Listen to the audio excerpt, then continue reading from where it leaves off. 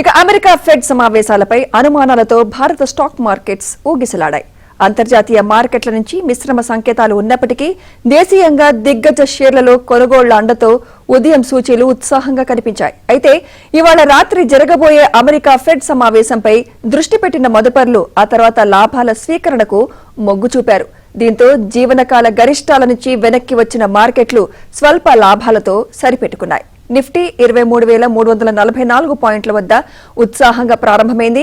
ఉదయం సెషన్ మొత్తం అదే జోరు కొనసాగించిన సూచీ ఇంట్రాడేలో ఏకంగా 177 పాయింట్లు పెరిగి 23,441 వద్ద సరికొత్త జీవనకాల గరిష్టాన్ని తాకింది. అదే సమయంలో అటు సెన్సెక్స్ కూడా దాదాపు 600 పాయింట్లు పెరిగి ఇంట్రాడేలో 77,050 గరిష్ట స్థాయిని చేరింది. అయితే మధ్యాహ్నం తర్వాత మదుపర్లు